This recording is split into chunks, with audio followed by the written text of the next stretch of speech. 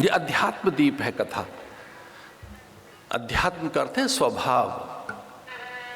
जब कोई शब्द बार बार आपके कान में ऐसा पड़ रहा हो जिसमें ये आता हो अध्यात्म, आध्यात्मिकता, अध्यात्म यात्रा, अध्यात्म दीप, अध्यात्म योग, अध्यात्म उद्योग, इसका अर्थ क्या है? स्वभाव, सत्ता, सत्य की ओर ले जाने वाला कोई एक साधन, उसे कहते हैं अध्यात्म। तो कभी कभी अगर विपत्ति आए, हानि हो, अपयश हो, अपने रूट छूट जाए, तो इसको शास्त्रों में आध्यात्मिक योग कहा है। ये दुख का योग नहीं है। अज्ञानी पुरुष कहते हैं बड़ा दुख चल रहा है आजकल, दुख चल रहा है, दुर्योग है, दुर्दैव है, हतभाग्य है, दुर्भाग्य है, भाग्य सो गया। जो बेचारे अज्ञानी हैं उन्हें पता ही नहीं कि इस आध्यात्मिक योग को वो इतना क्यों छोटा बता रहे हैं। जब जगत के सत्य का, यहाँ के पदार्थों का हमें बोध होता है तो वो आध्यात्मिक योग है। हानि काल में, विशेषकर अर्थ हानि के समय, मान हानि के समय, विशेषकर उस काल में कि जब अपनों का विश्वास टूट जाए आपसे और आप सही हो, तो वो एक आध्यात्मिक योग होता है। परीक्षित का ये आध्यात्मिक योग है। इससे अधिक और उत्तम अवस्था, उच्च कोटि की अवस्था कोई हो नहीं सकती कि 7वें दिन उसकी मृत्यु है और सामने समर्थ सद्गुरु उपदेश के लिए तत्पर है। धन्य है शुकदेव मुनि, उन्होंने शपथ ली, वो प्रतिज्ञा करके बैठ गए।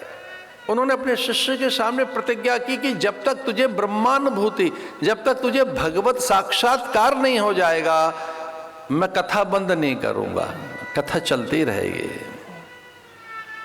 मैं तुझे जगाता रहूंगा, मैं तुझे बताता रहूंगा। 7 दिन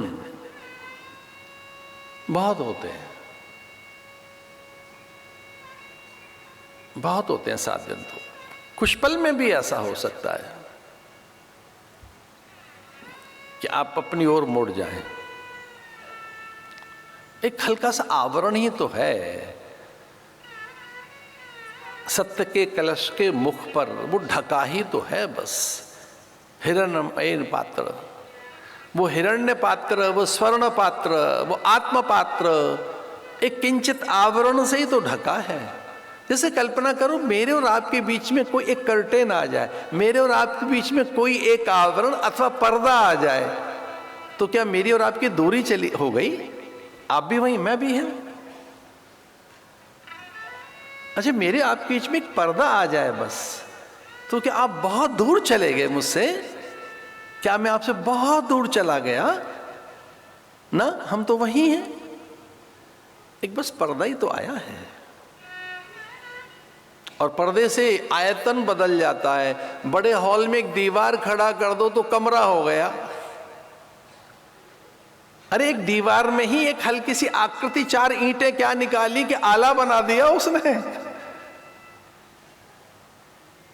वो प्रस्तर में से एक आकृति निकली, प्रस्तर एक जैसा, हथौड़ा घन एक जैसे बरस रहे हैं, बस कल्पनाएं तो हैं जो छैनी हथौड़े के साथ चल रही हैं। एक जैसा प्रस्तर, एक जैसा पत्थर, और उसमें से दुर्गा निकल गई, सरस्वती और लक्ष्मी, राम, हनुमान।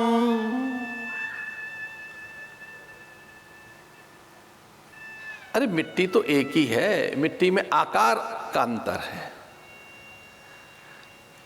इसलिए वो आकार के कारण कुछ अलग अलग अलग मिट्टी दिखाई देती है। दीपक, घड़ा, सकोरा, कुल्हड़, सुराही के रूप में। सोना तो एक ही है, आकार की दृष्टि से वो लग दिख रहा है कि वो हाथों के कंगन हैं,